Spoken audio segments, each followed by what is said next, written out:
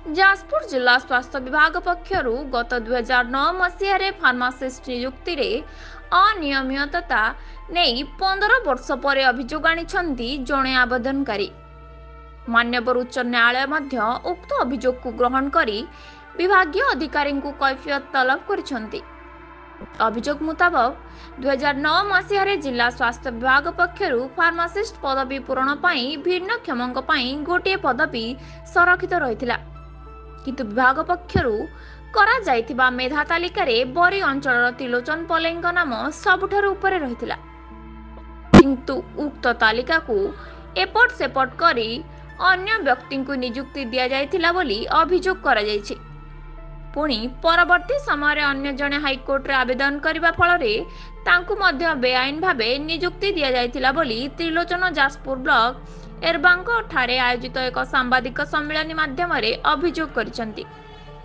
तेणु उक्त समय होइतिबा नियुक्ति अनियमिततार तदंत करी कार्यानुष्ठान ग्रहण करने को श्री पलेई दाबी करिसेंती। 2009-12 डिसेम्बर 2009 मसीह गोटे एडवर्टाइजमेंट बाहर थिला जो कि 12टा डिस्ट्रिक्ट रे 12टा फार्मासिस्ट पोस्ट बाहर थिला। सेतरे आमे गोटे पोस्ट थिला फिजिकल हैंडिकैप पे रिजर्व। सेतरे आमे 13 जन पिला पकेइतिलु फॉर्म केवल फिजिकल हैंडिकैप। सेतरे सीरियल नंबर 1 रे मु थिली जेहेतु मु फार्मेसी रे मार्क सबठार अधिक रखिली 70.95%। किंतु सेतरे जालियाती भिन्नक्षम प्रमाण पत्र देई आखी हैंडिकैप रे सर्टिफिकेट देई परेश मल्लिक जे कि सीरियल नंबर 13 थिला प्रथमे चाकरी ताकू देले सीडीएम ऑफिस रे ताकू चाकरी देले कहले आखी हैंडिकैप जार अछि से आगे पाइबो।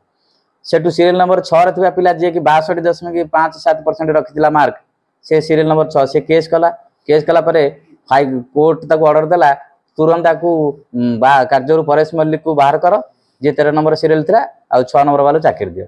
से कोर्ट ऑर्डर रे ताकू बाहर करी आकू देले।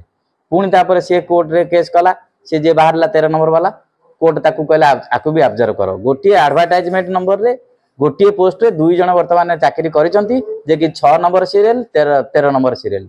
मोर सीरियल नंबर होची 1 मोर सबुठार फार्मेसी मार्क रे हाईएस्ट मार्क किंतु मु चाकरी पाइनी। जो पिला चाकरी पाइचंती जे आखी हैंडिकैप रे चाकरी पाइची तार जे डिपार्टमेंट रो गाइडलाइन अछि तार लेटर नंबर होची 3404 13/2/2006 सेते लिखा है क्लियर आखी हैंडिकैप वाला फार्मासिस्ट चाकरी करि परिबे नाही पाई परिबे नाही। तांको को आधार रे सीडीएम ए जे डिपार्टमेंट रो ऑर्डर टाको काटी कि को आधार रे तांको चाकरी देले।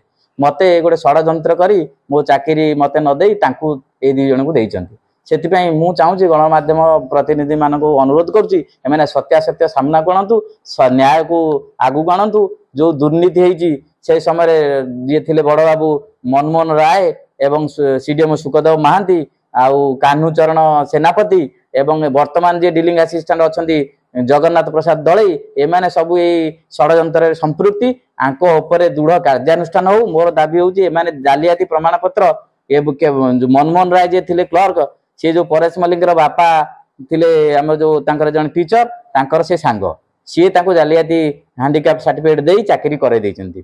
आगुरु मु हाई कोर्ट रे गोटे केस करथिली जे कि मते सेही परेश मल्लिक ने की केस करैथिला मु जानि पाली नै सेते बेले सी एते गभीरतार सहित नै कि मते ता फायदा पय केस करैची। तापरे तार 4 मास परे मोर हेल्थ वर्कर बेल चाकरी हला परे मु से केस रे मन देल नै से केस ऑटोमेटिक डिसमिस हे गेला। मु पुनर्बार हाई कोर्ट रे केस करची जे कि तार 12 तारिख डेट अछि अगस्त 12 तारिख तार सुनानी अछि। मु चाहूची तार जो आखी हैंडिकैप सर्टिफिकेट आर जो ऑर्थोपेडिक हैंडिकैप सर्टिफिकेट जने रिटायर्ड जज एवं जो स्टेट हैंडिकैप बोर्ड द्वारा जाजीपुर हैंडिकैप बोर्ड नाम मेडिकल डिस्ट्रिक्ट मेडिकल बोर्ड द्वारा न होई स्टेट हैंडिकैप बोर्ड द्वारा जांच करा जाऊ जे कि ये जो डिस्ट्रिक्ट मेडिकल बोर्ड जाको जो जालियाती प्रमाण पत्र देइची तार पर्दाफाश हो। नला आगामी दिन में आमरण अनशन करी आउ मान्यवर कोर्ट रे मोर तो केस चली जा हबो मु ताकू स्वागत करी।